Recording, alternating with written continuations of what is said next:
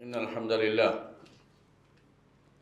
نحمده ونستعينه ونستغفره ونعوذ بالله من شرور أنفسنا ومن سيئات أعمالنا من يهده الله فلا مضل له ومن يضلل فلا هادي له وأشهد أن لا إله إلا الله وحده لا شريك له وأشهد أن محمدا عبده ورسوله يا أيها الناس اتقوا ربكم الذي خلقكم من نفس واحدة وخلق منها زوجها وبث منهما رجالا كثيرا ونساء واتقوا الله الذي تساءلون به والأرحام إن الله كان عليكم رقيبا يا أيها الذين آمنوا اتقوا الله حق تقاته ولا تموتن إلا وأنتم مسلمون يا أيها الذين آمنوا اتقوا الله وقولوا قولا سديدا يصلح لكم أعمالكم ويغفر لكم ذنوبكم ومن يطع الله ورسوله فقد فاز فوزا عظيما أما بعد فإن أصدق الحديث كتاب الله وخير الهدي هدي محمد صلى الله عليه وسلم وشر الأمور محدثاتها وكل محدثة بدعة وكل بدعة ضلالة وكل ضلالة في النار أيها الناس اتقوا الله فإن الله عز وجل أمركم بالتحلي بالتقوى والرسول صلى الله عليه وسلم أمرنا بالتحلي أن نكون من المتقين সম্মানিত মুসল্লিয়ানে কেরাম, আল্লাহ এবং রাসূলের নির্দেশ মোতাবেক আমাদেরকে অবশ্যই মুত্তাকি হতে হবে। আর মুত্তাকি হওয়ার মূল কথা হচ্ছে একটাই, আল্লাহ এবং তার রাসূল যা আমাদেরকে দিয়েছেন তাতেই নিজেদেরকে যথেষ্ট মনে করতে হবে। আল্লাহ এবং তার রাসূল আমাদেরকে যা দিয়েছেন তা নিয়ে যথেষ্ট মনে করতে হবে। একটি ঘটনা আপনারা জানেন, একবার ওমর রাদিয়াল্লাহু আনহু তিনি তাওরাতের কিছু পৃষ্ঠা এনে মুহাম্মদুর রাসূলুল্লাহ সাল্লাল্লাহু আলাইহি ওয়াসাল্লামের সামনে পড়ছিলেন। রাসূলুল্লাহ সাল্লাল্লাহু আলাইহি ওয়াসাল্লামের দিকে না তাকিয়ে তিনি পড়া শুরু করলেন। রাসূলুল্লাহ সাল্লাল্লাহু আলাইহি ওয়াসাল্লামের চেহারা মোবারক লাল হয়ে গেল। কিছুক্ষণ পড়ার পরে ওমর রাদিয়াল্লাহু আনহু রাসূলের দিকে তাকিয়ে দেখলেন যে আসলে ভালো অবস্থাতে নেই। রাসূলুল্লাহ সাল্লাল্লাহু আলাইহি ওয়াসাল্লাম খুবই ক্রোধান্বিত হয়েছেন। তা দেখে তিনি বললেন, রাদিতু বিল্লাহি রাব্বান ওয়া বিল ইসলামি দীনা ওয়া মুহাম্মাদিন নাবিয়্যান। ঈমানদার আসলে সর্ব অবস্থা এটাই বলবে, আল্লাহ আমার রব, ইসলাম আমার দিন, মুহাম্মদ সাল্লাল্লাহু আলাইহি ওয়াসাল্লাম আমার জন্য নবী। এই তিন জিনিস দিয়ে যথেষ্ট থাকতে হবে দুনিয়ার বুকে। আখিরাতে গেলেও তাকে এই তিনটি প্রশ্ন করা হবে, এই তিনটির উত্তর তাকে যথাযথ দিতে হবে। দুনিয়ার বুকে যে জিনিসটি দিয়ে আপনার যথেষ্ট হবে, সকালে বিকেলে আপনি সেটা মুখে আওড়ান, সকালেও বলেন রাদিতু বিল্লাহি রাব্বান ওয়া বিল ইসলামি দীনা ওয়া মুহাম্মাদিন নাবিয়্যান, বিকেলেও বলেন। আবার যখন মুয়াজ্জিন সাহেব যখন বলেন আশহাদু আল্লা ইলাহা ইল্লাল্লাহ ওয়া আশহাদু আন্না মুহাম্মাদুর রাসূলুল্লাহ, তখনও বলেন রাদিতু বিল্লাহি রাব্বান ওয়া বি মুহাম্মাদিন নাবিয়্যান ওয়া বিল ইসলামি দীনান। এর অর্থ হচ্ছে ইসলাম ব্যতীত অন্য কোনো মতবাদ আপনার অন্তরে স্থান পেতে পারে না। ইসলাম কমপ্লিট কোড অফ লাইফ। আল্লাহ তাআলা এই দিনকে পূর্ণ করে দিয়ে বলেছেন, আল-ইয়াওমা আকমালতু লাকুম দীনাকুম ওয়া আতমামতু আলাইকুম নি'মাতি ওয়া রাদিতু লাকুমুল ইসলাম দীনা। আজকের জন্য তোমাদের দিনকে পূর্ণ করে দিলাম আজকের দিনে, এবং তোমাদের নেয়ামতকেও পূর্ণ করে দিলাম। দিন পূর্ণ, শরীয়ত পূর্ণ, বিধিবিধান পূর্ণ, মানুষের যত রকমের অভাব অভিযোগ আছে সবগুলির সমাধান ইসলামে অবশ্যই রয়েছে। ইসলাম পারিবারিক জীবনের পূর্ণতার নিশ্চয়তা দিচ্ছে, সামাজিক জীবনের পূর্ণতার নিশ্চয়তা দিচ্ছে, অর্থনীতির পূর্ণতার নিশ্চয়তা দিচ্ছে। অনুরূপভাবে রাষ্ট্রীয় ব্যবস্থারও পূর্ণ নিশ্চয়তা দিচ্ছে। বাইরের কোনো কিছু সেখানে ধার করার প্রয়োজন আগেও পড়েনি, এখনও পড়বে না।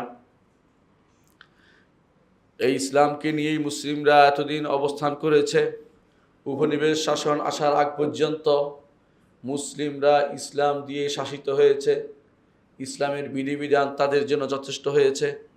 কিন্তু যখনই মানুষ মনে করেছে যে নিজেদের জীবন বিধান কমপ্লিট নয়, তখনই তারা বাইরের দিকে হাত বাড়িয়েছে। আর আপনারা জানেন, কোনো ব্যক্তি যদি মনে করে ইসলাম পরিপূর্ণ নয়, বাইরের থেকে কিছু ধার করতে হবে, সেই ব্যক্তি সঙ্গে সঙ্গে কাফের হয়ে যাবে। যদি মনে করে ইসলামের বিধিবিধান এখন চলবে না, সেও কাফের হয়ে যাবে। যদি মনে করে ইসলামের বিধিবিধান চলবে তবে কুফরি বিধান এর চেয়ে উত্তম, সে ব্যক্তিও কাফের হয়ে যাবে। যদি মনে করে ইসলামী বিধান এবং কুফরি বিধান সমান সমান, সেই ব্যক্তিও কাফের হয়ে যাবে। যদি কেউ ইসলামী বিধান পরিবর্তন করে সেখানে কুফরি বিধান প্রতিস্থাপন করে, সেই ব্যক্তিও কাফের হয়ে যাবে। এই হিসাবে আজকের দিনে মুসলিমদের অবস্থা বিচার করুন, আমরা আসলে কতটুকু ইসলামের মধ্যে আছি, কতটুকু ইসলামকে নিয়ে সন্তুষ্ট আছি, কতটুকু আমরা বলতে পারি রাদিতু বিল্লাহি রব্বান ওয়া বিল ইসলামি দীনান ওয়া বি মুহাম্মাদিন নাবিয়্যান। আমাদের নবী যদি আমাদেরকে বাথরুম কিভাবে সারতে হয় তা শিখিয়ে দিয়ে থাকেন, তাহলে রাষ্ট্র পরিচালনার বিষয় শিক্ষা দিবেন না, সেটা কিভাবে হতে পারে? তিনি রাষ্ট্রপ্রধান ছিলেন, তার খলিফারা রাষ্ট্রপ্রধান ছিল। খোলাফাউল আরবা 4 খলিফা রাষ্ট্র চালিয়েছেন, অর্ধ পৃথিবী চালাতে পেরেছেন, ইসলাম দিয়ে, কোরআন দিয়ে, নবীর হাদিস দিয়ে চালাতে পেরেছেন। সেখানে শুধুমাত্র আপনি একটা ছোট্ট ভূখণ্ডকে ইসলাম দিয়ে চালাতে পারবেন না, এমন চিন্তা আপনার কি করে হলো? এটা যদি আপনি মনে করেন যে ইসলাম যথেষ্ট নয় আপনার জন্য, আপনি এখনও মুসলিম হতে পারেননি। কারণ ইসলাম হচ্ছে আল ইসতিসলাম লিল্লাহি বিত্তাওহীদ, তাওহীদ নিয়ে আল্লাহর কাছে আত্মসমর্পণ, ওয়াল ইনকিয়াদ লাহু বিত্তাআহ, এবং আল্লাহর কাছে আনুগত্যের জন্য মাথা পেতে দেয়া, আল্লাহর নির্দেশ এবং রাসূলের নির্দেশের কাছে আনুগত্যের জন্য মাথা পেতে দেয়া, ওয়াল বারাআতু মিনাশ শিরক ওয়া আহলিহি, শিরিক এবং মুশরিকদের থেকে নিজেকে বিমুক্ত ঘোষণা করা। এই 3টি জিনিস না হলে আমি কেউ মুসলিম হতে পারবো না। যদি আপনি মনে করেন ইসলামের নীতি এখন চলবে না, বাইরের কারোর নীতি এখানে আনতে হবে, আপনি অবশ্যই ঈমান হারা হয়ে যাবেন, আপনি ঈমানদার থাকতে পারবেন না। কোনো ব্যক্তি এরকম চিন্তা করার আগে নিজের দ্বীন সম্পর্কে পড়া দরকার ছিল। আমরা দ্বীন সম্পর্কে পড়ি না। আমরা এমন এক রাষ্ট্রে বাস করি যেখানে আল্লাহর শরীয়ত পড়ানো হয় না, অথচ আল্লাহ তাআলা বলছেন সুম্মা জাআলনাকা আলা শারিআতিন মিনাল আমরি, আপনাকে আমরা শরীয়তের উপর রেখেছি। আল্লাহ তাআলা তার নবীকে নিজে শরীয়তের উপর রেখেছেন। আর শরীয়ত থেকে যে ব্যক্তি জীবনের সমাধান নিতে ব্যর্থ হবে, সেই ব্যক্তি নিজেও ব্যর্থ, এবং সেই ব্যক্তি নিজে পথভ্রষ্ট এবং অন্যকেও পথভ্রষ্টের পথ রচনা সে করে চলেছে। দুনিয়ার বুকে সবচেয়ে নির্যাতিত, নিপীড়িত একটি শব্দ হচ্ছে শরিয়া। সবচেয়ে বেশি অবহেলিত শব্দ হচ্ছে শরিয়া। শরিয়া আইন কেউ শুনলে অনেকেরই গায়ে ব্যথা আরম্ভ হয়। আপনার জানা উচিত, শরিয়া বিধান যদি কেউ না মানে, সেই ব্যক্তি ঈমানদার থাকতে পারবে না।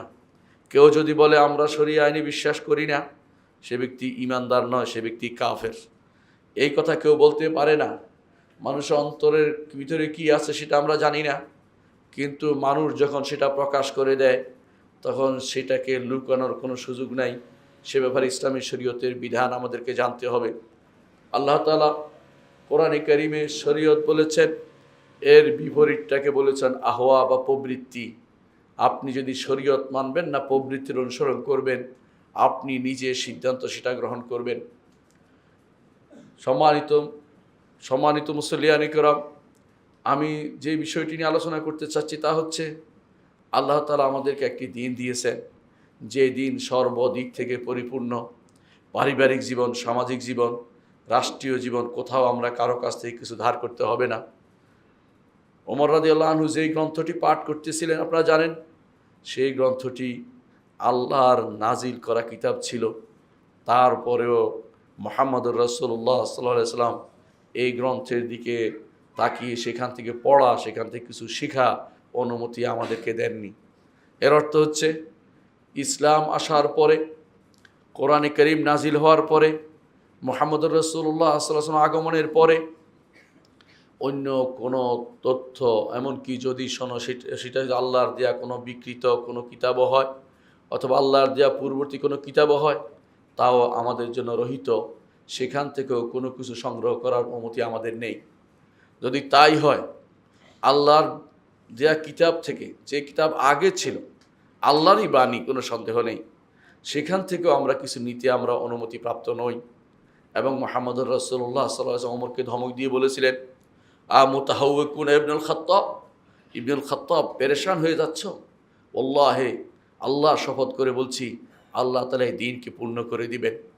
আল্লাহ তাআলা এই দ্বীনকে পূর্ণ করে দিয়েছেন, এবং এই দ্বীনের উপরে 1300 বছর 1400 বছর পর্যন্ত মুসলিমরা তাদের সমস্ত জীবনের প্রতিটি ক্ষেত্রে ইসলামকে প্রতিষ্ঠা করতে পেরেছে, বাইরের কোনো হস্তক্ষেপ ছাড়া, বাইরের কোনো নীতি সেখানে আমদানি করা ছাড়াই তারা চলতে পেরেছে। তাহলে এখন কেন বাইরের কিছু আনতে হবে? এটা মূলত আমাদের ঈমানি দুর্বলতা। যদি ঈমান যদি শক্ত হতো, আমরা যে বুঝতে পারতাম যে এটাই আমাদের ঈমানি দুর্বলতা, অবশ্যই আমরা আল্লাহর দ্বীনের দিকে ফিরে আসতাম। আমরা অনেক কিছু করতে চাই, কিন্তু ঈমানটা শক্ত করতে চাই না। ঈমান আকীদার কথা বললে অনেকের গায়ে জ্বলা আরম্ভ হয়, কিন্তু তারা তো বুঝে না যে ঈমান আকীদা শক্ত হলে মানুষ দৈনন্দিন জীবনে কত বেশি ঈমানদার হবে। তাদের জীবনে অনেক আইন করা লাগবে না। ঈমান আকীদা শুদ্ধ হলে সলাতের জন্য আইন করা লাগবে না, পিতামাতার ভরণ পোষণের জন্য আইন করা লাগবে না, মানুষের জীবনে হানাহানি মারামারি নিরোধ করার জন্য আইন করা লাগবে না। কারণ একটি ঈমান মানুষকে এই সমস্ত কাজ থেকে বাধা দিবে। ওমর ইবনুল খাত্তাব রাদিয়াল্লাহু আনহু আবু বকরের পক্ষ থেকে মদিনাতে তিনি একবার বিচারক নিয়োগপ্রাপ্ত হয়েছিলেন। মদিনাতে 6 মাস বসেছিলেন, একজনও বিচারের জন্য আসেনি। কারণ তাদের ঈমান তাদেরকে অপরাধ কর্ম করতে তাদেরকে বাধা দিয়েছিল। সেই জন্য তাদের সেখানে সেই সমাজ হয়েছিল যেই সমাজে কোনো অপরাধ কর্ম অনুষ্ঠিত হয়নি। ঈমান যদি আপনার থাকে, ঈমান যদি শক্তিশালী হয়, রাতের অন্ধকারে আপনি মনে করবেন আমার রব আমাকে দেখছেন, দিনের বেলাও মনে করবেন আমার রব আমাকে দেখছেন, মানুষের ভিতরে লোক সমাগমে মনে করবেন আমার রব আমাকে দেখছেন, একাকী হলেও মনে করবেন আমার রব আমাকে দেখছেন। মানুষের সম্পদে হাত বাড়াবেন না, জীবনের অন্য জায়গাতেও আপনি অন্যায় করবেন না। হারাম যদি এসে যায় পাগল হয়ে যাবেন কীভাবে বাঁচার জন্য, তওবা ইস্তেগফারের জন্য পাগল হয়ে যাবেন। ওই নারীর মতো হবেন যেই নারী বারবার মুহাম্মদুর রাসূলুল্লাহ সাল্লাল্লাহু আলাইহি ওয়াসাল্লামের কাছে এসে বলেছেন, ইয়া রাসূলুল্লাহ তাহহিরনি, আল্লাহ রসুল আমাকে পবিত্র করুন। রাসূলুল্লাহ সাল্লাল্লাহু আলাইহি ওয়াসাল্লাম বললেন, তোমার পেটের সন্তান যতক্ষণ বের না হচ্ছে তোমাকে পবিত্র করতে পারছি না, তুমি মারা গেলেও তোমার সন্তানকে আমি মারতে পারি না। চলে যাওয়ার পরে আবার আসছে সেই নারী, সন্তানকে কোলে নিয়ে এসে বললেন, সন্তান বের হয়েছে, আমাকে পবিত্র করুন। এতদিনও তার তওবার চিন্তা রয়ে গেছে একটি গুনার কারণে, এতদিনও সে গুনার কারণে তওবা করে যাচ্ছে। আবার এসে বল, ইয়া রাসূলুল্লাহ আমাকে পবিত্র করুন, আমাকে পবিত্র করুন। রাসূলুল্লাহ সাল্লাল্লাহু আলাইহি ওয়াসাল্লাম বললেন, এই বাচ্চা যতক্ষণ দুধ ছাড়া না হচ্ছে তোমাকে পবিত্র করা যাচ্ছে না।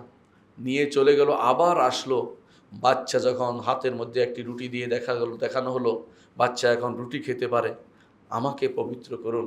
মুহাম্মদুর রাসূলুল্লাহ সাল্লাল্লাহু আলাইহি ওয়াসাল্লাম তখন তাকে বিভিন্নভাবে পরীক্ষা করে সেই শর্ত পূরণ হওয়ার পরে তাকে পবিত্র করার ঘোষণা দিলেন।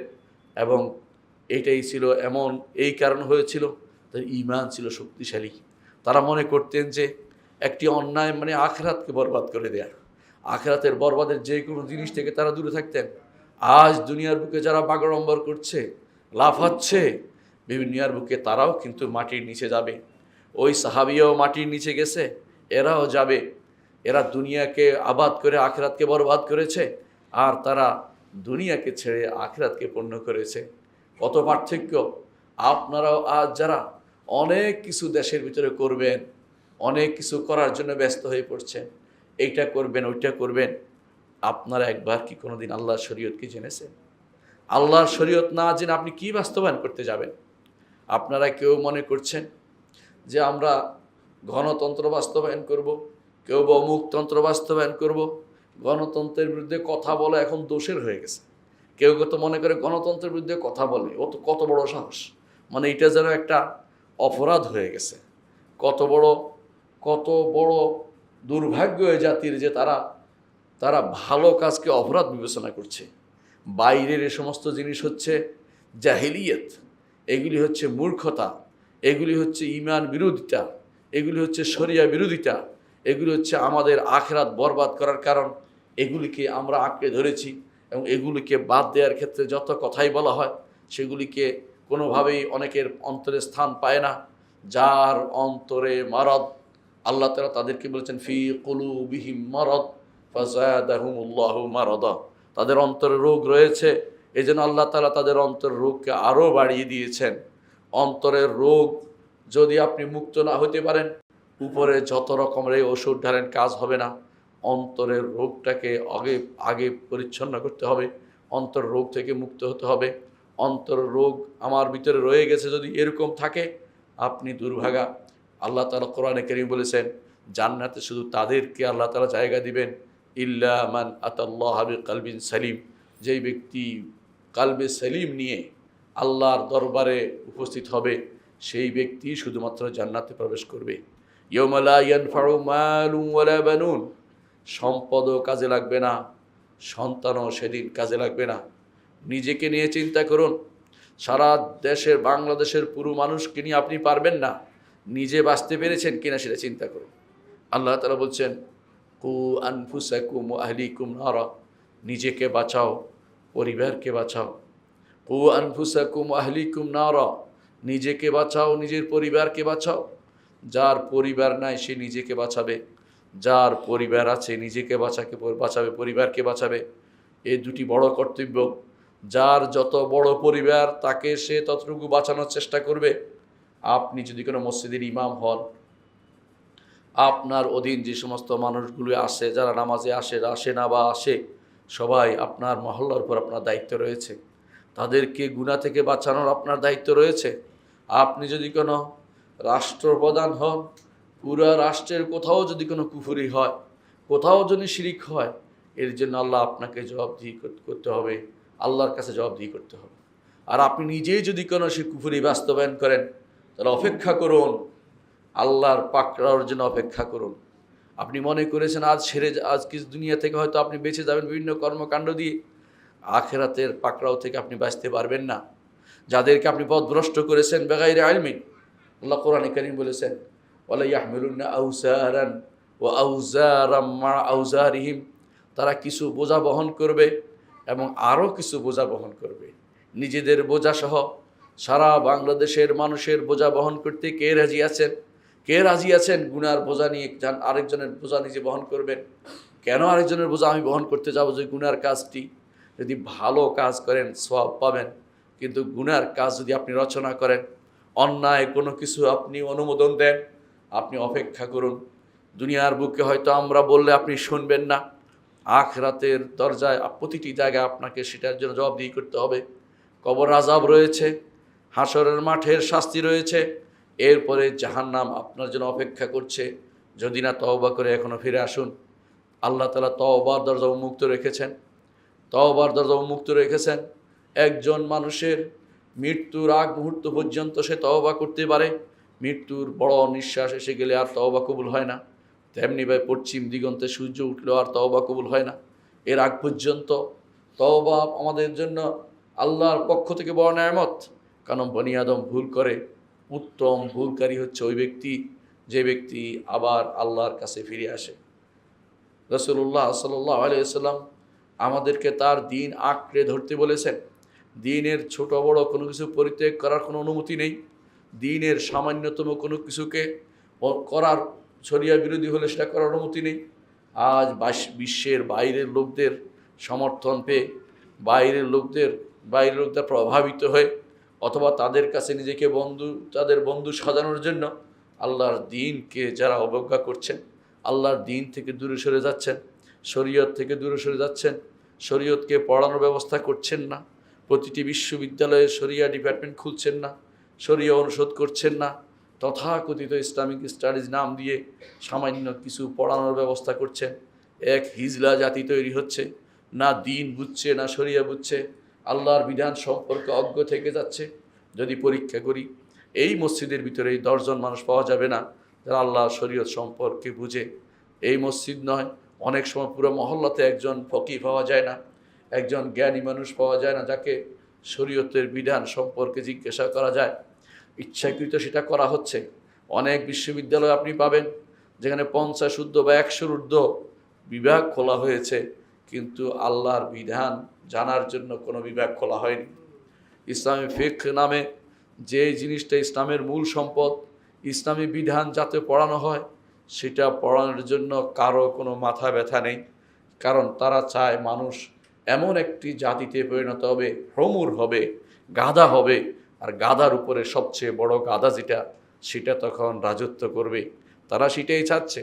যেমনিভাবে আগেকার লোকেরা মানুষদেরকে, আগেকার শাসকরা মানুষদেরকে আফিউম দিয়ে তাদেরকে মাদক দিয়ে তাদেরকে বুঁদ করে রাখতো, যাতে করে জাতিসমূহের উপর তাদের কর্তৃত্ব খাটাতে পারত। যুবকদেরকে ধ্বংস করে দিত এই আফিমের বুঁদ দিয়ে।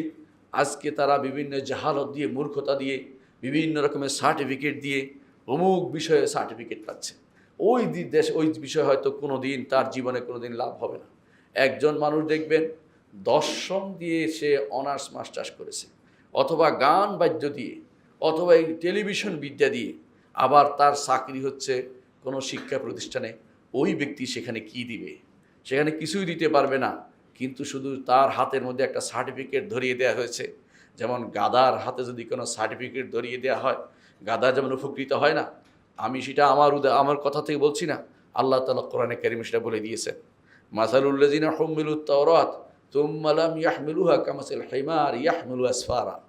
যারাদেরকে তাওরাত দেয়া হয়েছে, শরীয়ত দেয়া হয়েছে, ঠিক আমাদেরকে আল্লাহর পক্ষ থেকে দ্বীন দেয়া হয়েছে, কোরআন দেয়া হয়েছে, হাদিস দেয়া হয়েছে, তুম্মা লাম ইয়াহমিলুহা, আমরা সেটা গ্রহণ করতে পারিনি।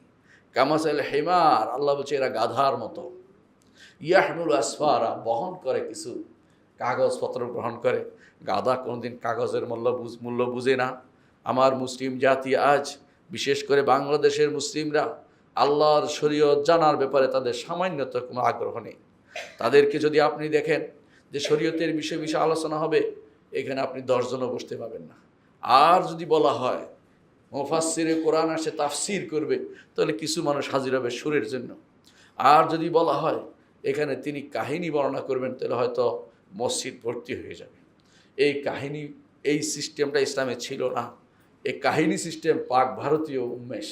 এখানকার লোকদেরকে কাহিনী দিয়ে, ইতিপূর্বে পুরাণ দিয়ে জনগণকে পাগল করে রাখা হয়েছে, যাতে করে তথাকথিত ব্রাহ্মণরা দেশ শাসন করতে পারে এবং ক্ষত্রিয়রা দেশ শাসন করতে পারে। এই জন্য পুরাণের আবিষ্কার করেছে। পুরাণের আগা গোড়ায় কোনো মিল নেই, তারপরেও মানুষ সেটার পিছনে দৌড়াচ্ছে। সেই গল্প শোনার জন্য অমুকের মায়ের জুলি, অমুকের মায়ের তুলি, এগুলি শোনার জন্য মানুষ ব্যস্ত হয়ে পড়েছে। একই সিস্টেমে আজ মুসলিমরা আল্লাহর শরীয়ত এবং বিধান জানবে না, জানার চেষ্টাও তারা করে না।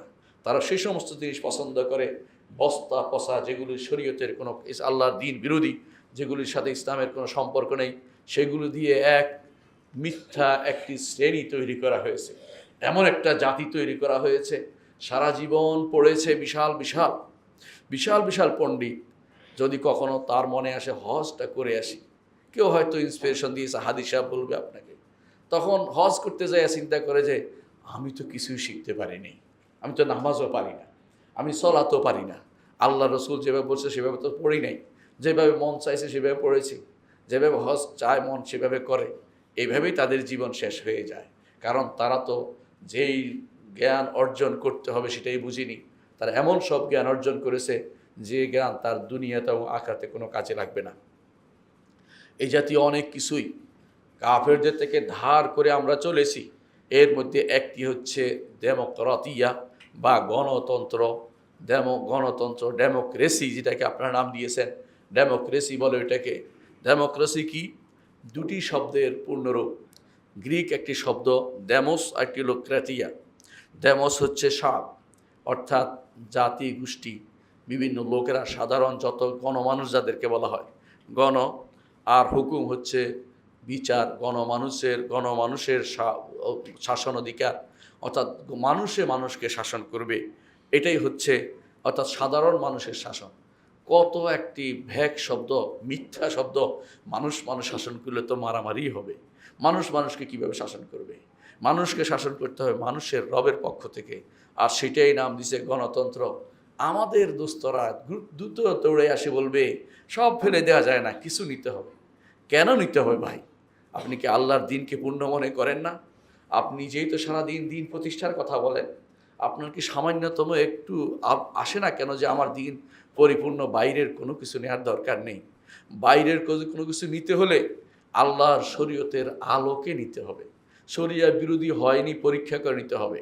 তাই বলে আরেকটা নীতিকে এনে এখান থেকে বাছাই করে আমার শরীয়তের সাথে মিল হয় কি হয় না দেখা, এটা জায়েজ নাই।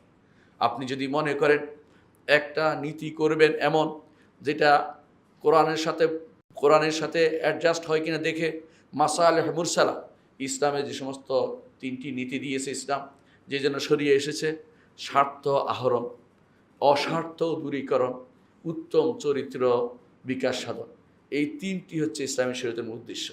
আপনি ইসলামী শরীয়ত বাস্তবায়ন করতে গিয়ে কোথাও যদি কোনো স্বার্থ আহরণ, অস্বার্থ দূরীকরণ, উত্তম চরিত্রের বিকাশ সাধন, এই 3টি জিনিসকে যদি আপনি সমন্বয় করার জন্য আপনি কিছু নেন, এটা শরীয়ত অনুমোদন করে, এটাতে নো করে না। কিন্তু আপনি যদি কোনো বাইরের কোনো থিওরি নিয়ে এসে, বাইরের কোনো থিম নিয়ে এসে, ওদের কোনো দর্শন নিয়ে এসে ইসলাম চালিয়ে দিয়ে বলেন যে এখন ইসলামাইজেশন করেন এটারে, ওদেরটারে আমি ইসলামাইজেশন করব না করে, এখন ইসলাম তো সাইজেশন করবেন আপনি, ইসলামকে তো আপনি সাইজ করে ফেলবেন এটা দিয়ে। ইসলাম এই জাতীয় কাজকে হারাম ঘোষণা করে, কোনো কিছু এর সমতলে আসতে পারে না। আফানা জালুল মুসলিমিন একাল মুজরিমিন মা লাকুম কাইফা তাহকুমুন, কিভাবে বিচার করো, কিভাবে বিচার করো? এটা ইসলাম আল্লাহর দিন মেনে চলাকে ইবাদত মনে করে। আল্লাহর দিন মেনে চলা ইবাদত, কোরআন মেনে চলা ইবাদত, হাদিস মেনে চলা ইবাদত। কোরআন হাদিস মেনে চলা আপনার জন্য ইবাদত, মুসলিম হওয়ার জন্য এটা শর্ত। আপনি যদি মনে করেন অন্য কোনো কিছুকে সমতায় নিয়ে আসবেন, আপনি এখনো ঈমানদার হইতে পারেন নাই। আপনি যদি মনে করেন অন্যটাকে এর সাথে মিলে বানাই দেব, তাহলে সেটা জায়েজ নেই। আপনি দেখবেন আপনার শরীয়তে কি আছে, তারপর সেটাকে শরীয়তের বিধির আলোকে যতটুকু দরকার ততটুকু আপনি বিধান দিবেন।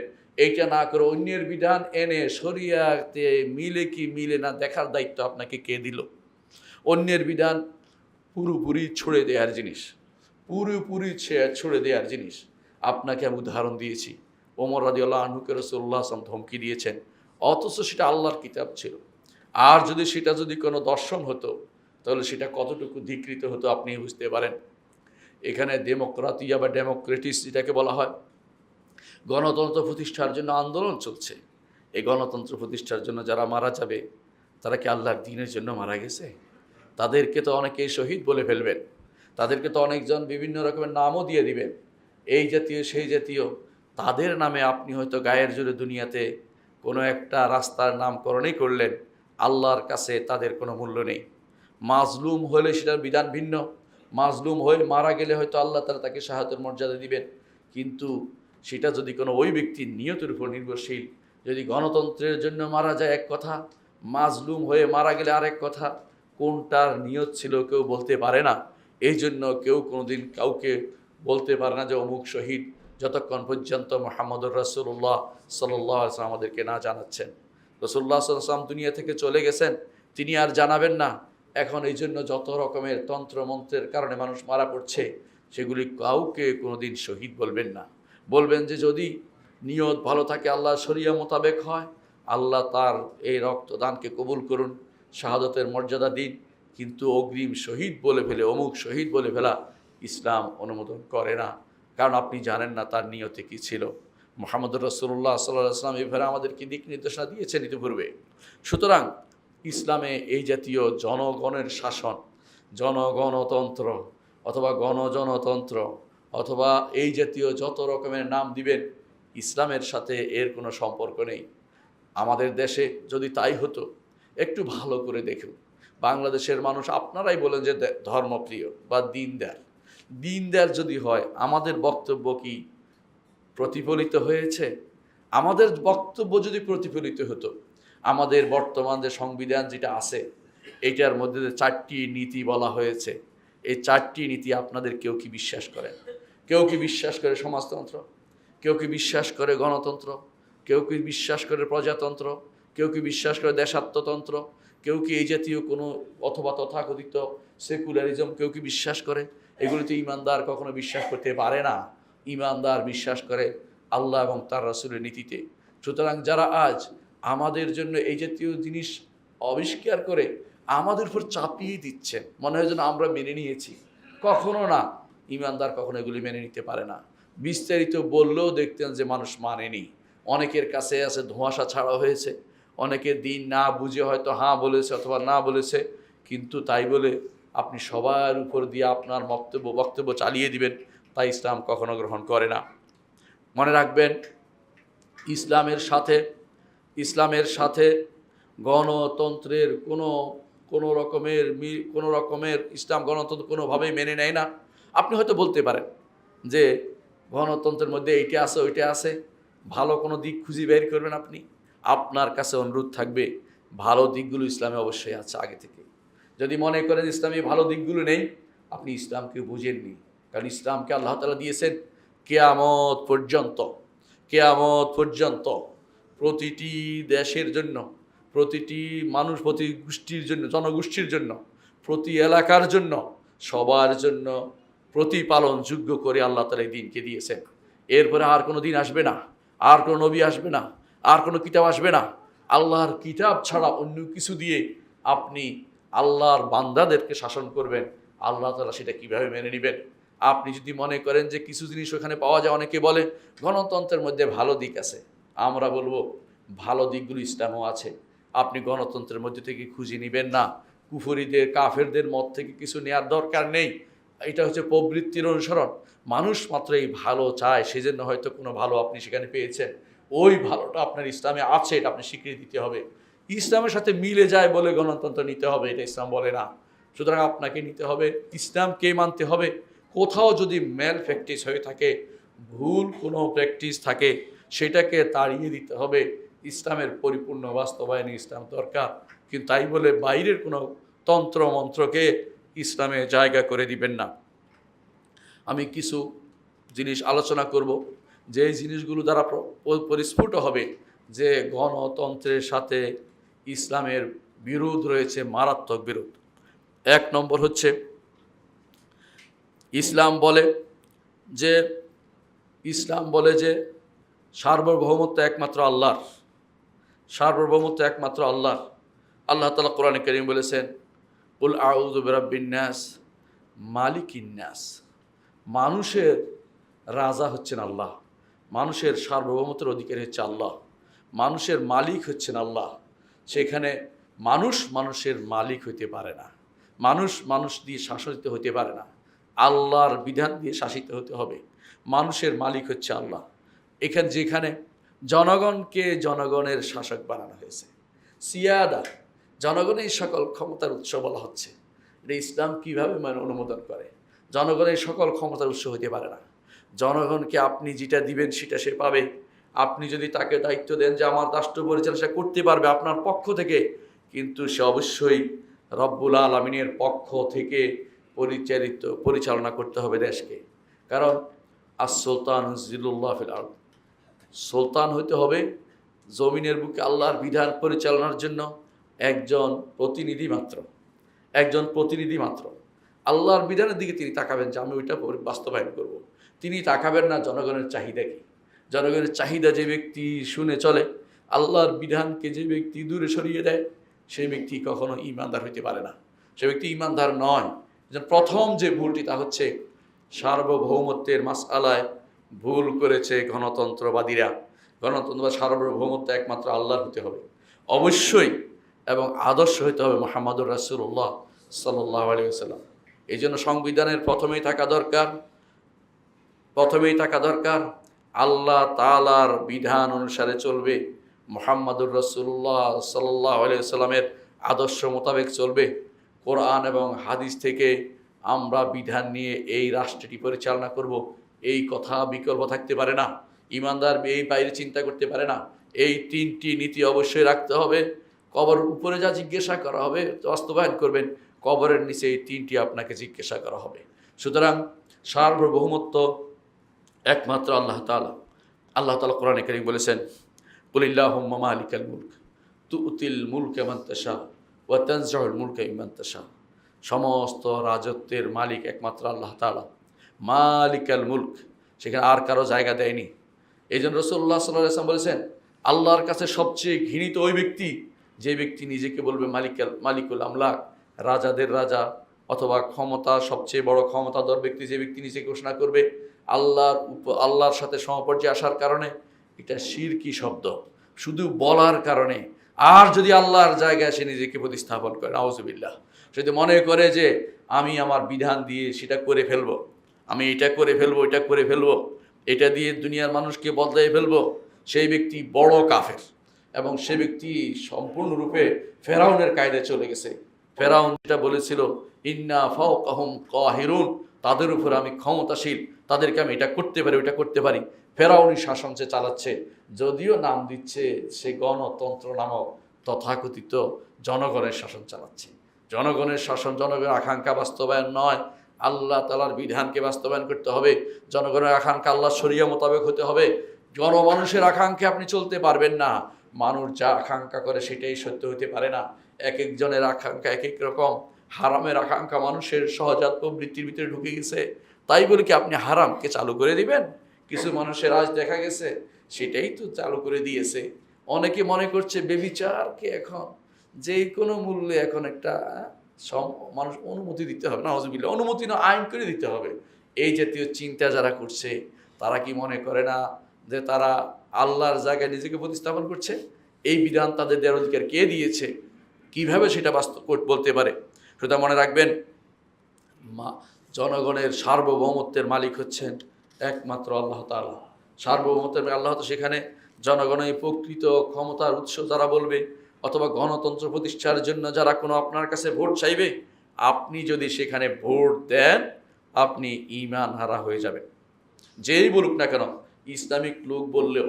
আর যেখানে সাধারণ ভোট আছে, যেখানে এই কথা তারা বলছে না যে আমরা এটার জন্য যাচ্ছি, তাদেরকে আপনি ভোট দিতে পারেন। যেমন ইউনিয়ন মেম্বার, চেয়ারম্যান, তারা তো বলে না যে গণতন্ত্র প্রতিষ্ঠার জন্য চেষ্টা করছি, তারা বলে জনগণের সেবার সুযোগ দিন। কিন্তু এর বাইরে যারা গণতন্ত্র প্রতি সুপ্রতিষ্ঠা করা, গণতন্ত্র এই করা, সমুন্নত করা, কত রকমের নাম যে আপনি পাবেন, এগুলি সবই হচ্ছে আপনাদেরকে ধোঁকা দেয়া হচ্ছে। আল্লাহর বিধানকে তোয়াক্কা করা হচ্ছে না, শরীয়তকে দূরে সরিয়ে দেওয়া হচ্ছে, আল্লাহর উপর ঈমানকে নষ্ট করে দেওয়া হচ্ছে, আল্লাহর রুবিয়তের বিরুদ্ধে দাঁড়িয়েছে, আল্লাহর আসমা ও সিফাতের বিরুদ্ধে দাঁড়িয়েছে। আপনি কি বুঝতে পারছেন কত ভয়াবহ গুনার মধ্যে তারা আছে? দ্বিতীয় যেই দিকে আপনাদের দৃষ্টি আকর্ষণ করব তা হচ্ছে, আল্লাহর এই গণতন্ত্র হচ্ছে আল্লাহ তাআলার নিয়মের বিরোধী, আল্লাহ তাআলার বিধান বিরোধী। কারণ আল্লাহ তাআলার বিধান হচ্ছে, আল্লাহ তাআলার বিধান মোতাবেক, আল্লাহ তাআলার নির্দেশনা হচ্ছে আল্লাহর বিধান মোতাবেক রাষ্ট্র চলবে। আল্লাহ যে বিধান দিয়েছেন তা দিয়ে রাষ্ট্র চলবে। এদের নিকট জনগণ বিধান বানাবে, জনগণ বিধান বানিয়ে জনগণের দিয়ে জনগণ চালাবে। এই চিন্তা করেছিল, একবার করেছিল এটা, যে ও প্লেটো করেছিল, তার একটা রাষ্ট্র ইয়েতে করেছিল এরকম রাষ্ট্র, ওইটা শুধুমাত্র নাম মাত্র ছিল, পৃথিবীতে এটা হয় নাই। আপনি ভালো করে জানেন এটা মুখের কথা। যারা জনগণের কথা দিয়ে যদি চলতো, আমরা কেউ চাই না যে আমাদের কুফুরে দিয়ে আমাদের চালানো হোক। ঠিকই কুফুরে দিয়ে চালানো হচ্ছে। তাহলে বোঝা গেল যারা সেখানে যায় তারাই বাংলায় ভাষায় বলে যে যায় লঙ্কা সে হয় রাবণ। ঘটনাটা এরকম হয়ে গেছে যে যেখানে যাচ্ছেন সেটাই চালু করে দিচ্ছে, আর দূর দিচ্ছেন যে জনগণের শাসন। এগুলো হচ্ছে বড় ধরনের ধোঁকা। জনগণের শাসন ইসলাম অনুমোদন করে না। ইসলামের নীতি হচ্ছে আল্লাহর বিধান মোতাবেক শাসন। আল্লাহর বিধান মোতাবেক আল্লাহর বান্দাদেরকে শাসন করতে হবে। যদি আপনি মুসলিম হয়ে থাকেন, 90% মুসলিম, এদের জন্য ইসলামিক শাসন লাগবে। এর বাইরে যারা আছে ওদের জন্য ইসলামিক শাসনের কথা আমরা বলছি না, তবে ইসলামের শাসনের বিরোধিতা তারা করতে পারবে না। তাদের জন্য, তাদের যদি বিধান সরকারি, তাদের জন্য বিধান থাকে তাদের ধর্মে, সেটা অনুসারে তারা চলবে। আপনি আরেকজনের কথা জোর করে চালিয়ে দিতে পারেন না। আপনি 90% মুসলিমের উপর দিয়ে বাইরের আমদানি করা বিধানকে কেন চালু করে দিচ্ছেন? আমার বিধান তো আছে, কোরআন এবং সুন্নাতে আমার বিধান আছে, সেটাকে আমার জন্য বাস্তবায়ন করতে হবে। কোনো দিনেই যারা বলে থাকে জনগণ শাসন করে না, হোমরা চোমরারা যাইয়া যা করে সেটা আমাদের কথা নয়, সেটা নিজেদের ভুল অন্যায়কে তারা বাস্তবায়ন করার জন্য এই জাতীয় মিথ্যা কথা তারা চালু করে দিয়েছে। সুতরাং আরও কি জানেন, এদের অধিকাংশই বলে যে অধিকাংশের হুকুম নিবে, অধিকাংশের হুকুম তো ইসলাম অনুমোদন করে না। আল্লাহ তাআলা কোরআনে কারীম বলেছেন, ওয়ামা আকসারুন নাসি ওয়ালাউ হারাসতা বিমুমিনিন, অধিকাংশ মানুষ, আপনি যদিও চান, যদি আপনার একান্ত আগ্রহ থাকে, এরা কিন্তু ঈমানদার নয়। অধিকাংশের মানুষের কথা তো শোনা যাবে না, শুনতে হবে আল্লাহর শরীয়তের, আল্লাহর বিধানকে মেনে চলতে হবে। আপনি যদি মনে করেন যে অধিকাংশের বিধান মোতাবেক চলবেন, তাহলে আপনাকে অবশ্যই আল্লাহ কোরআনে কারীম আল্লাহ তাআলা বলছেন যে যদি দুনিয়ার মানুষ অধিকাংশের বিধান চলে, তাদেরকে অবশ্যই সেটা ধ্বংসের দিকে নিয়ে যাবে। ওয়ালা নিত্তাবাতা হুয়া আহুক, যদি তাদের প্রবৃত্তির অনুসরণ আপনি করেন, তাহলে অবশ্যই আপনাকে সেটা খারাপ পথে নিয়ে যাবে। কোরআনে কারীম আল্লাহ তাআলা অধিকাংশকে কোনোদিন মানদণ্ড দেন নাই। হকের মানদণ্ড হচ্ছে একজনেরও হতে পারে। আপনি চিন্তা করে দেখুন, আবু বকর রাদিয়াল্লাহু আনহু তিনি যখন যুদ্ধ করার সিদ্ধান্ত নিলেন যে যারা যাকাত অস্বীকার করছে তাদের বিরুদ্ধে আমি যুদ্ধ করব, সাহাবীরা চতুর্দিক থেকে এসে বলেন, খলিফাতুল মুসলিমিন, খলিফাতুর রাসূলিল্লাহ। এই মুহূর্ত আমাদের খুবই বিপজ্জনক অবস্থা। আমাদের সমাজ দেখবেন যে কিছু সবসময় এই মুহূর্তে সমস্যা, এই মুহূর্তে আমাদের খুব বিপজ্জনক অবস্থা। আপনি সেটা করতে পারেন না। আপনি এখন এই যারা রাসূলুল্লাহ সাল্লাল্লাহু আলাইহি ওয়াসাল্লাম তাদেরকে পাঠিয়েছেন যুদ্ধের জন্য, এদেরকে আটকে রাখুন, যুদ্ধ করবেন না, এরা এখন যুদ্ধ করার সুযোগ না, আমাদের মদিনা রক্ষা করার দরকার, এই চিন্তা আপনি বিভোর থাকুন। আবু বকর রাদিয়াল্লাহু বললেন, ওয়াল্লাহি লা উকাতিলান্না মান ফাররাকা বাইনা সালাতি ওয়া যাকাত, আল্লাহ শপথ করে বলছি, আমি অবশ্যই যুদ্ধ করব সালাত এবং যাকাতের মধ্যে যারা পার্থক্য করে। আজ সালাত আর যাকাত নাই ভাই, সালাতও নাই যাকাতও নাই। আগে তারা সালাত পড়তো, যাকাত দিত না বলেই যুদ্ধ করেছে। আজ সালাতও পড়ে না, যাকাতও দেয় না, কিছুই করে না, শরিয়া মানে না, তারপরেও আমরা খুব শান্তিতে আছি। আমরা একেবারে মুসলিম, খাঁটি মুসলিম। ওরে বাবারে, বাংলাদেশের ইসলামের যে জয় জয়কার চলছে, মিছিল আর মিটিং দিয়ে সেটা দেখাতে হবে, সেটা দিয়ে আমাদের লং মার্চ করে দেখাতে হবে যে আমরা বড় মুসলিম। অথচ ফজর নামাজ পড়ছে কিনা খোঁজ নিয়ে দেখেন, কয়জন মানুষ ফজর নামাজ পড়েছে, সেটার খোঁজের কোনো দরকার নেই। কারণ সালাত এবং যাকাতের মধ্যে পার্থক্যের কারণে আবু বকর যুদ্ধ করেছে, সবার কথার বিরুদ্ধে গিয়ে আবু বকর যুদ্ধ করেছে। এবং ওমর রাদিয়াল্লাহু বললেন, তার সাথে আমি এবারে অনেক তর্ক করেছি, শেষে আমি বুঝেছি আবু বকর হকের উপর ছিলেন। একজন মানুষ হকে থাকতে পারে, দেখতে হবে কার পক্ষে শরীয়তের দলিল আছে। কত মানুষে বলছে এটা বড় কথা নয়, যদি শরিয়ার বিরোধী না হয় তখন পরামর্শ হতে পারে, সেই পরামর্শ নিতে বাধ্য নন, শরিয়া অনুসারে চলতে হবে, সেটাই মাথায় রাখতে হবে। এই জন্য যদি কেউ বলে যে অধিকাংশের মত আমি নিব, আমি কয়েকটা উদাহরণ দেবো যে অধিকাংশের মত যদি অনেক সময় দেখা যায় অধিকাংশের মত প্রকৃতি বিরোধী হয়, মানব প্রকৃতির বিরুদ্ধে, তারপর অধিকাংশের মত দিয়ে কি আপনি বৈধতা দিবেন? কখনো সেটা হইতে পারে না। অনেকে আছে এই যে বেবিচারকে বৈধতা দেওয়ার জন্য ব্যস্ত হয়ে পড়ছে, বেবিচারকে শিল্প নাম দিচ্ছে, বেবিচারীকে বড় ধরনের স্টার নাম দিচ্ছে। এইগুলিকে আপনাকে সুন্দর করে তোলা হচ্ছে, হারামকে জুইয়িনা লাহুম, তাদেরকে সুশোভিত করে আল্লাহ যেভাবে বলছেন, বা জুইয়িনা লাহুম সু আমালিহিম, খারাপ আমলকে জুইয়িনা লাহুম, তাদের জন্য সুশোভিত করে দেয়া হচ্ছে। এটা ইসলাম, এটা ফেতরাতের বিরোধী, মানুষের ফেতরাত বিরোধী।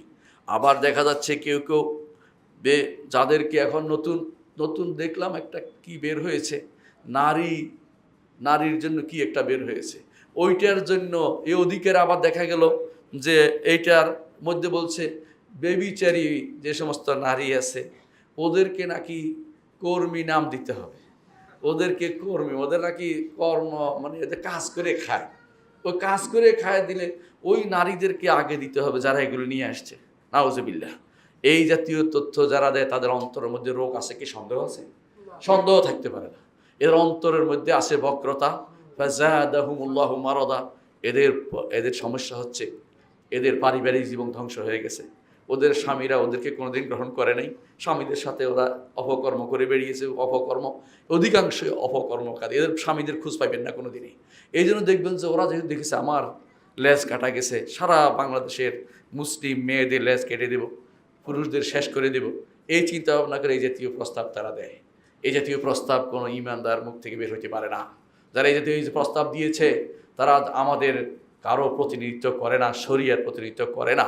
আপনি কাদের থেকে নেবেন, আপনি সিদ্ধান্ত নেন আল্লাহর বিরুদ্ধে চলবেন কিনা।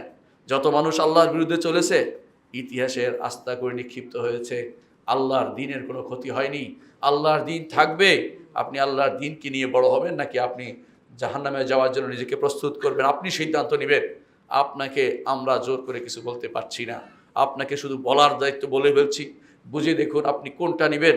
আপনার সিদ্ধান্ত গ্রহণের দায়িত্ব আপনার রয়েছে। আপনাকে যারা ক্ষমতায় বসিয়েছে তারা কি আপনার কাছে এটা চেয়েছে? কাদের মাধ্যমে আপনি কি বাস্তবায়ন করছেন, কাদেরকে খুশি করছেন, আপনি চিন্তা করে দেখুন। সম্মানিত মুসল্লিয়ান ইকরাম, এভাবে অনেকের মধ্যে দেখা যাবে যে এখন যে আইনটা আছে মারাত্মক আইন, এটা হলো পরস্পর যদি বোঝাপড়ার মাধ্যমে কেউ অবস্থান করে তা নাকি জিনা ব্যভিচার হবে না। এটা কত বড় প্রকৃতি বিরোধী কথা। এই আইন কখন করা হলো? এই আইন কি জনগণের থেকে, এই আইনের পক্ষ থেকে কথা হয়েছিল? আপনাদের জনগণের কথা আপনাদের বলছে, জনগণের থেকে নাকি আপনারা জনগণ চালান? কোন জনগণ এই প্রস্তাব দিয়েছে? কারা এটা বাস্তবায়ন করছে? বাইরের দেশে আইন হয়, আপনি সেটাকে বাস্তবায়ন করেন। আপনি কি জানেন না আপনার জাতি সেটা গ্রহণ করবে না? আপনার মতো অনেক অমুক জাতি সেটা দস্তখত করে নাই, সিদাওতে দস্তখত করে নাই অনেক রাষ্ট্র। আপনি সেটা কেন দস্তখত করলেন? এটা বাধ্যতামূলক ছিল না, আপনি সেটা বাধ্যতামূলক করে নিচ্ছেন কেন? আপনার জাতিকে আপনি ধোঁকা দিচ্ছেন, আপনার গোষ্ঠীকে আপনি ধোঁকা দিচ্ছেন। আপনি তথাকথিত কুফরিকে একদম আইনের সাথে দিয়ে কুফরিকে বাস্তবায়ন করার চেষ্টায় আছেন। আল্লাহর উপর ঈমান যদি আপনার থাকতো, যদি সংবিধানের প্রথম মূলনীতি হইতো আল্লাহর উপর ঈমান, মুহাম্মদ রাসূলুল্লাহ সাল্লাল্লাহু আলাইহি ওয়াসাল্লামের আদর্শ এবং কোরআন এবং হাদিস থেকে নেহা বিধান দিয়ে চালাবো, আপনি কেউ এ কথা বলতে পারতো না। প্রত্যেকে শয়তানগুলো ঘরে ঢুকে যেত। আপনি শয়তানকে ভালো করে আশ্রয় দিচ্ছেন।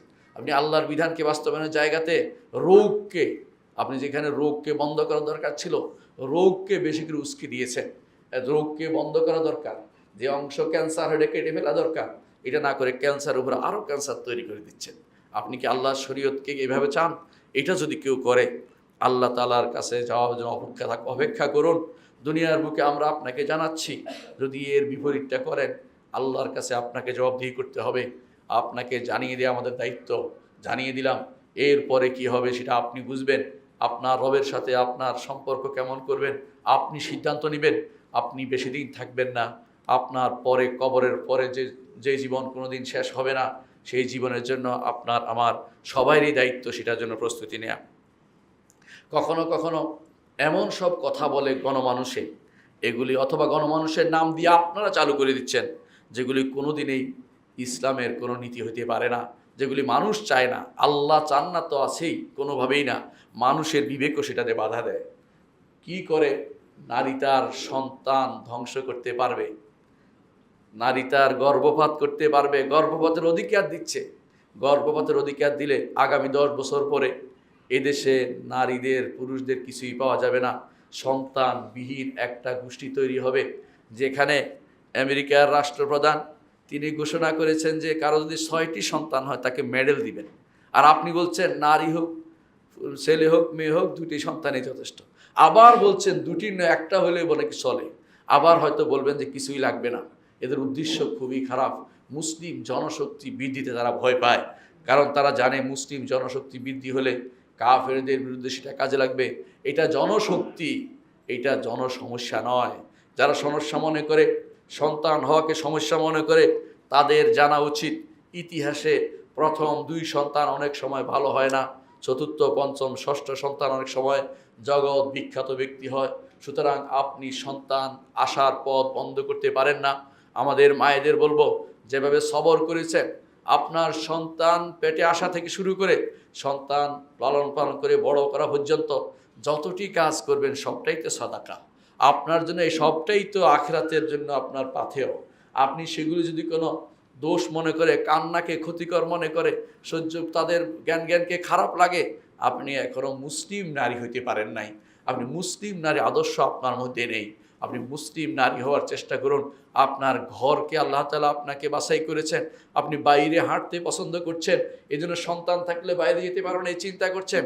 আপনি কি জানেন আপনার রব বলছেন ওয়াকারনা ফি বুয়ুতিকুন্না ওয়ালা তাবাররাজনা তাবাররুজাল জাহিলিয়াতুল উলা ওয়াকারনা ফি বুয়ুতিকুন্না, তোমাদের ঘরে তোমরা অবস্থান করো।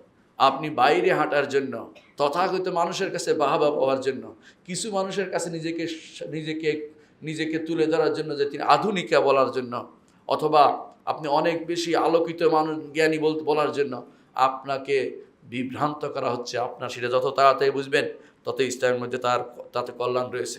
আবার অনেকে দেখা যায় সমকামিতাকে প্রমোট করার চেষ্টা করছেন। সমকামিতা এটা এত গভীরে ঢুকে গেছে বাংলাদেশের, কল্পনার বাইরে। আপনি কি জানেন বিশ্ববিদ্যালয়ের সময় গোপনে গোপনে, ইতিপূর্বে এখন না ইতিপূর্বেই গোপনে গোপনে আইন পাশ করে সমকামীদের জন্য বিশেষ কোটার ব্যবস্থা করেছে। কোটা বিরোধী যারা আন্দোলন করে তাদেরকে স্মরণ করে দিতে চাই, সব জায়গায় কোটা যদি না থাকে এখানে কেন কোটা থাকবে?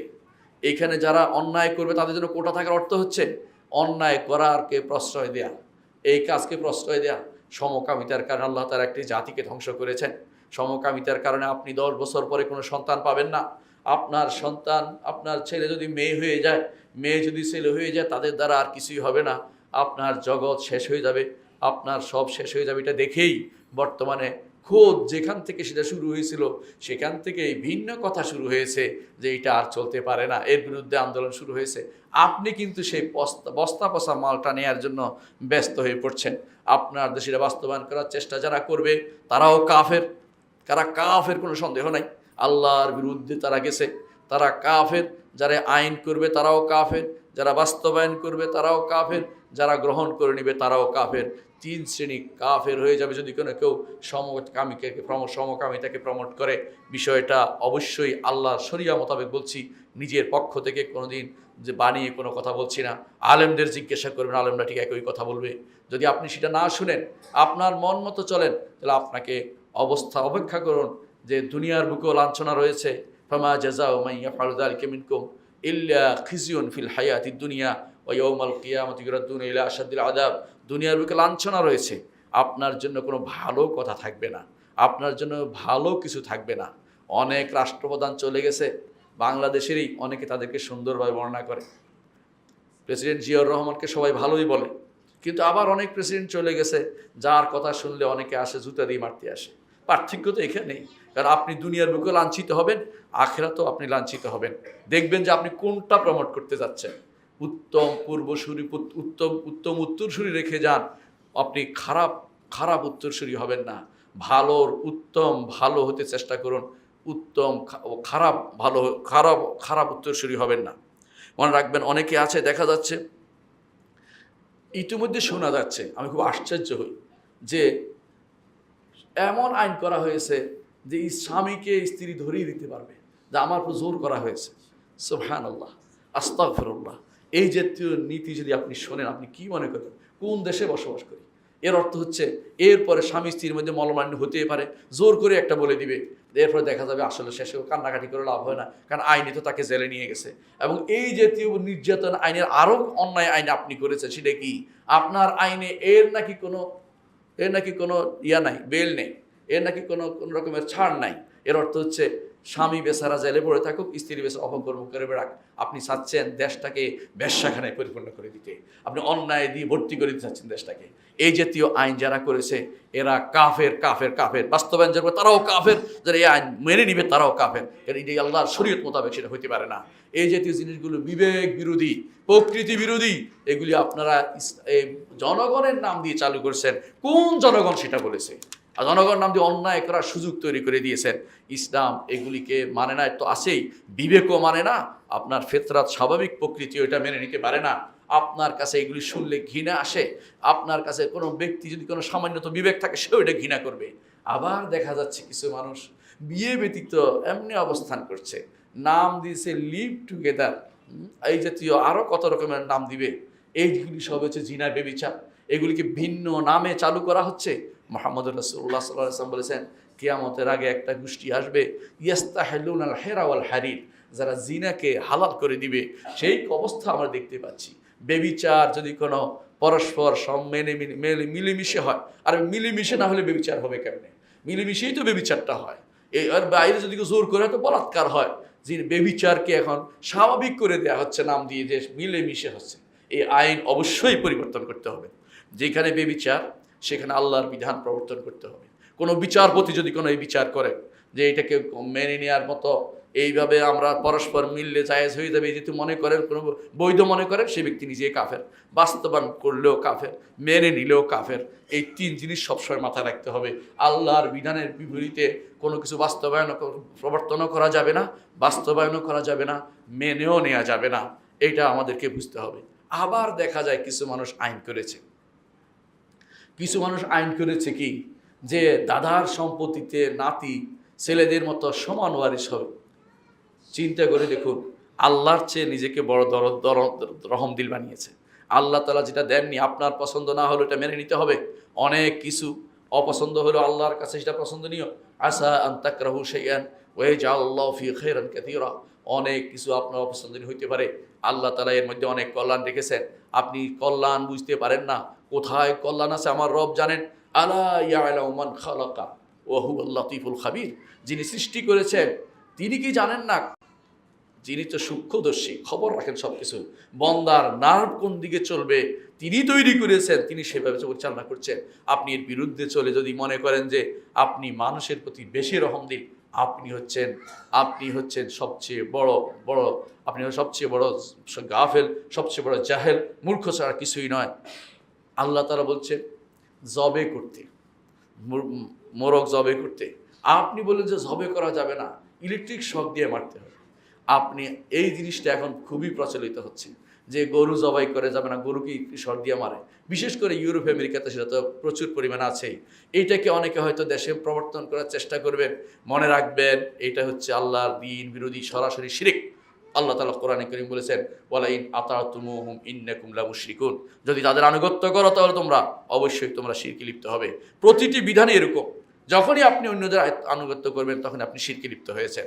আর শিরকের অর্থ হচ্ছে আপনার দ্বীন ও দুনিয়া সব বরবাদ হওয়া, এবং আখিরাতে আপনার জন্য জাহান্নাম ছাড়ার কিছু না থাকা। আবার কখনো কখনো দেখা যায় আল্লাহর দ্বীন বিরোধী কিছুর ব্যাপারে এরা আবার একমত হয়ে যাচ্ছে। সংসদের সবাই যদি একমত হয়ে যায় যে সুদ নেয়া বৈধতা দেয়া হচ্ছে, এটা কি হালাল হবে? সংসদের সব যে একমত হয়ে যায় যে এখন থেকে বিয়েতে আমরা এরকম বিয়ে রাখবো না, যে বিয়েতে নারীতে এটা হয়, বরং বিয়ে এমন হইতে পারে তেমন হইতে পারে, এই জাতীয় কথা তো ইসলাম গ্রহণ করার বিয়ের নীতি আছে, স্পষ্ট নীতি আছে। সাক্ষ্য লাগবে, সেখানে ওলির অনুমতি লাগবে, সেখানে অবশ্যই উচ্চারিত হতে হবে, শব্দ উচ্চারিত হতে হবে, আরেকজনের কবুল বলতে হবে, অথবা তার পক্ষ থেকে কবুল বলতে হবে, কেউ নিয়ম নীতি মেনে চলতে হবে। এইটাকে যদি কোনো কেউ বাতিল করে দেয়, সবাই মিলে বাতিল করে দিল, আল্লাহ দরবারে গ্রহণযোগ্য হবে? কখনো না। আল্লাহর বিধানকে যারা এইভাবে দূরে সরিয়ে দিচ্ছে, এরা মনে রাখুক যে আপনি যেটা করছেন এটা আল্লাহর বিধানের সাথে সম্পূর্ণ সাংঘর্ষিক। এই জন্য আমি অনুরোধ করব, অনেক মানুষ না জেনে করে, এরা এক গুনাহ। আর যে ব্যক্তি ইসলামের নাম দিয়ে এটাকে চালু করবে তার বড় গুনাহ, কারণ সে তো মানুষকে ধোঁকা দিচ্ছে। এরা ধোঁকাবাজ বেশি, কারণ ইসলামের নাম দিয়ে আপনি এগুলিকে কীভাবে সমর্থন করতে পারেন? যদি কোনো কেউ বলে যে অনুমোদন করে যে আমরা অনুমোদন করলাম যে এখন থেকে, নাউজুবিল্লাহ, যে আমরা এখন থেকে অনুমোদন করলাম যে এখান থেকে মদ লাইসেন্স দেওয়া হবে। মদের লাইসেন্স দেওয়া বৈধতা নেই। বাংলাদেশের কোথাও মদ লাইসেন্স বৈধতা নেই, বিশ্বের কোথাও দিলেও সেটাও বৈধতা হবে না। খোঁজ যদি আরব রাষ্ট্রগুলি দেয় তাও বৈধতা হবে না। আরব রাষ্ট্রের দিকে আমাদের কোনো আদর্শ না। আমাদের আদর্শ হচ্ছে কোরআন এবং সুন্নাহ। আমাদের আদর্শ হচ্ছে ফিকহ ফিদ্দিন, আল্লাহর দ্বীনের নীতিমালা, যেটা করে গেছে আবু হানিফা, মালিক, শাফি, আহমদ সহ ওলামারা বসে যেই সিদ্ধান্ত কোরআন হাদিস থেকে বের করে লিখেছেন। এর বাইরে আপনি যদি মনে করেন অমুক দেশ করেছে, ওই জাতীয় জিনিস ইসলাম অনুমোদন করে না। এই জাতীয় জিনিস ইসলাম অনুমোদন করে। যেখানে মতভেদ আছে সেখানে আপনি একটি মত দিতে পারেন, যেখানে মতভেদ নাই হারামের ব্যাপারে সেখানে কোনোটাকে আপনি কোনোভাবেই আপনি সেখানে বৈধতা দিতে পারেন না, বা আপনি সেই বৈধতা হিসেবে জনগণের কাছে ছাড়তেও পারেন না যে এইটা কি করবা, এইটা নিয়ে আমরা সিদ্ধান্ত নিতে চাই না। যেগুলি হারাম সেখানে পরামর্শের জায়গা নয়, সেখানে হারামের জায়গাতে আপনি কিছু আনতে পারেন না, নতুন করে কোনো তথ্য সেখানে দিতে পারেন না। আবার কিছু মানুষ আসছে এখন নতুন করে মিরাসের মধ্যে, আল্লাহ তাআলা যে নির্ধারণ করে দিয়েছেন দেয়ার পৃষ্ঠা, দেড় পৃষ্ঠার মধ্যে মানব জীবনের মৃত্যুর পরে পুরো সমাধান দিয়ে দেওয়া হয়েছে, মাত্র দেড় পৃষ্ঠা সূরা নিসা। এই আয়াতগুলোতে দেড় পৃষ্ঠার মধ্যে সমাধান দিছে। এখন পর্যন্ত অনেক দেশের আইনে সেটা সমাধান করতে পারে নাই। আল্লাহ যে সমাধান দিছে তা নিতে চায় না। তারা বলতে চাচ্ছে যে মিরাসে নারী পুরুষকে সমান করে দিবে, মিরাসি অধিকার বাদ দিয়ে দিবে, আল্লাহর বিধান শরীয়ত ধর্মীয় বিধানকে বাদ দিয়ে নতুন করে একটা আইন করবে, যাতে করে সমস্ত রাষ্ট্র সমস্ত একরকম চলতে পারে, সব যেন গাধা হয়ে যায়, সব যেন হাইওয়ান হয়ে যায়। এই চিন্তা ভাবনা করে যারা বসে আছেন তারা মনে রাখুন, ইনশাআল্লাহ সেটা বাস্তবায়িত হবে না। আল্লাহর বিধানকে আল্লাহ অবশ্যই সমুন্নত রাখবেন। এই যেহেতু চিন্তা যারা করছেন তারা ভুল করছেন। আল্লাহর তাআলা যে মিরাসের অধিকারে মুসলিমরা কেউ হাত দিছে সেটা দেখলে তারা সে হাতকে ভেঙে দিবে, পুড়িয়ে দিবে, সে হাতকে কখনো সেখানে ঢুকাতে দিবে না। যদি কেউ ঢুকায় তার বিরুদ্ধে তার উপর আল্লাহর লানত হবে এবং তার উপরে ফেরেশতাদের লানত হবে, ঈমানদারদের লানত হবে। আখিরাতে তার জন্য শাস্তি থাকবে, কারণ সে অন্যায়কে প্রশ্রয় দিয়েছে, অন্যায়কে সেটাকে রাসূলুল্লাহ সাল্লাল্লাহু আলাইহি ওয়াসাল্লাম বলেছেন, কেউ যদি কোনো হাদাস করে, লানত অর্থাৎ বেদাত করে, নতুন কিছু আবিষ্কার করে দিনের মধ্যে, তারপর আল্লাহর লানত, ফেরেশতাদের লানত এবং ঈমানদারদের লানত তার উপর থাকবে। এর অর্থ হচ্ছে যদি কেউ এই কাজটি করে আল্লাহর লানত থাকবে। যে ব্যক্তি করে গেছে, আপনি হয়তো বলতে পারেন 1961 সালের আইন দিয়ে করছি, ওই ব্যক্তি সেই ব্যক্তি লানতের কাজ করে গেছে, এটা লানতের কাজ। যে ব্যক্তি নিবে সেও কাফের হয়ে যাবে। এই আইনে বলে আইনে দিছে আমি নিচ্ছি, আইনে দিলে আপনি কি হারাম খাবেন নাকি? আইনে দিলে কি আপনি কি হারাম কাজ করবেন নাকি? এই আইন যারা বানিয়েছে তারা তো ইসলাম বিরোধিতা করেছে, তারা তো ঈমান হারা হয়ে গেছে, আপনি সেটা নিতে পারেন না। আবার কিছু মানুষ এসে বলবে জনগণকে তাদের যা ইচ্ছে তা করার তথাকথিত স্বাধীনতা দিন।